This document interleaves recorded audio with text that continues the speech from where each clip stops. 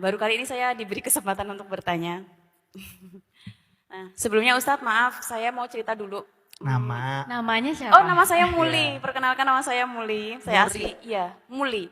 Saya asli tinggalnya di Bantul, di Jogja.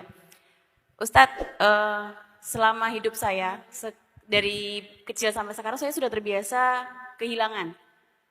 Kedua orang tua, calon pasangan. Saya bahkan kayak udah terbiasa kehilangan, kayak udah nggak ngerasa takut kehilangan. Udahlah, kalau untuk masalah manusiawi, saya nggak takut lagi gitu. Itu yang membuat saya menjadi keras dalam berpikir, mengambil keputusan, atau bahkan dalam bertindak. Entah saya menjadi emosional, karena sepanjang hidup saya tuh kayak tidak ada yang menuntun untuk saya menjadi lebih lebih sabar kayak gitu ya Ustadz ya. Terus saya juga punya trust issue, takut sendiri. Kayak karena sering ditinggalkan, sering diselingkuhin mungkin ya Ustadz. Terus pertanyaan saya Ustadz, karena saya seorang independent woman mungkin bisa disebut seperti itu. Saya berdiri di kaki sendiri.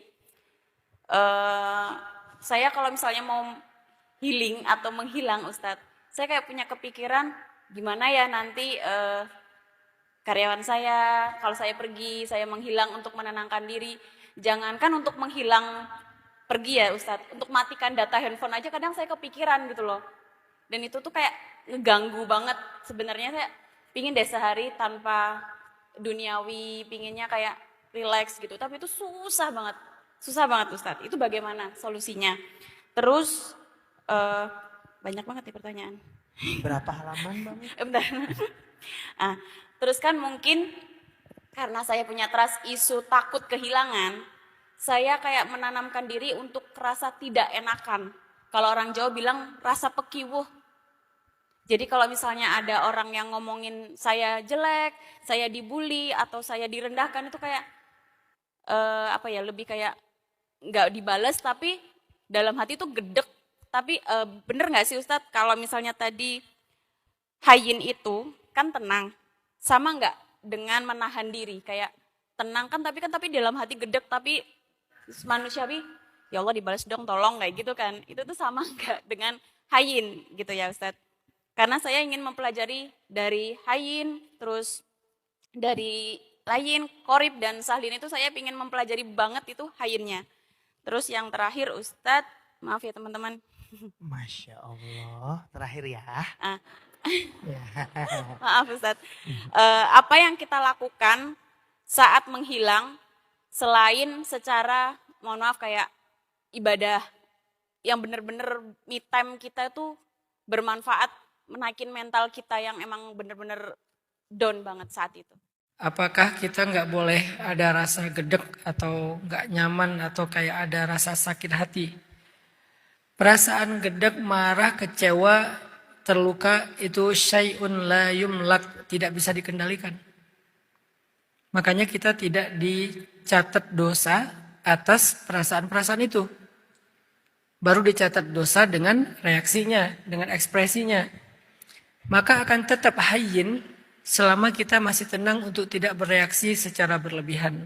Ada kata secara berlebihan, kadang-kadang butuh reaksi, tapi masih wajar. Kayak tabayun, klarifikasi sekilas gitu ya, seperlunya, gak usah berlarut-larut misalnya.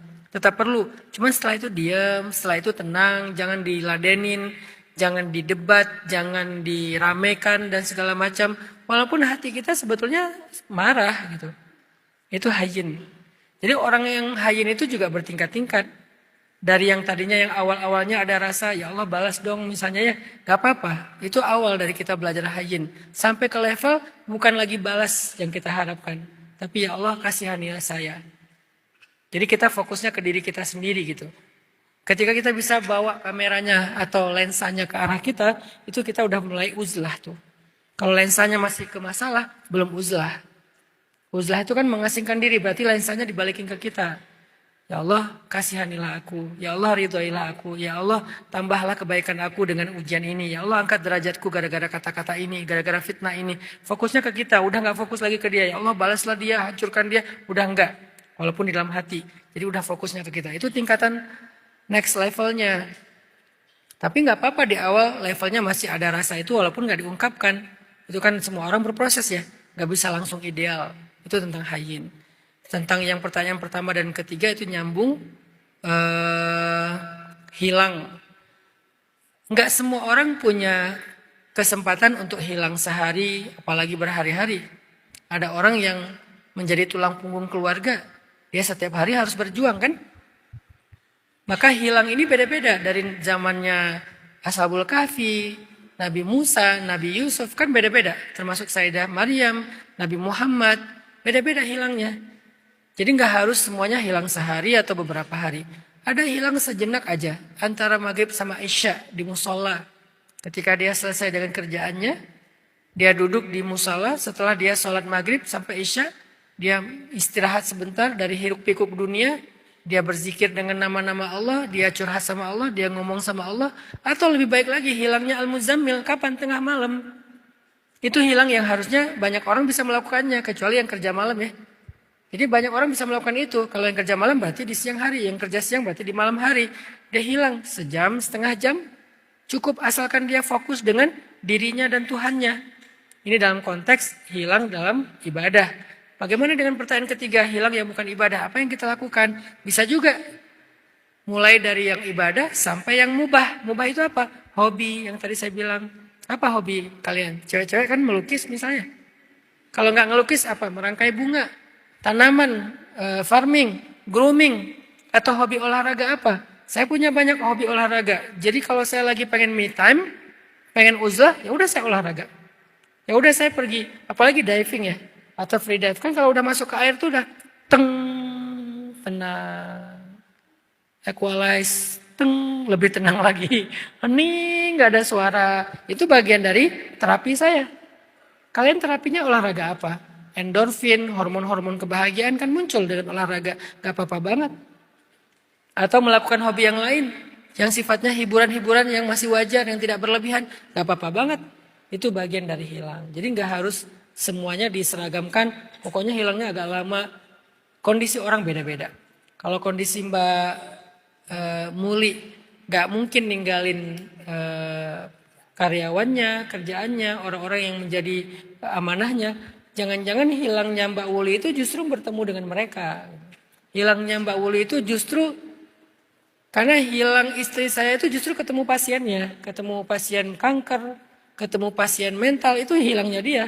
Saya ketemu mereka malah stres ya. Kadang ngelihat kondisi mereka kan ngeri-ngeri ya.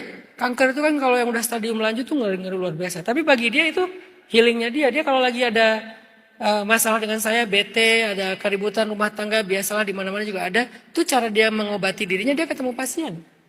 Kalau saya ya mungkin karena kurang soleh kali ya. Saya malah naik mobil. Karena hobi saya nyetir, saya ambil mobil, saya keliling-keliling tol, saya jalan-jalan kemana. Gak usah tanya playlistnya apa.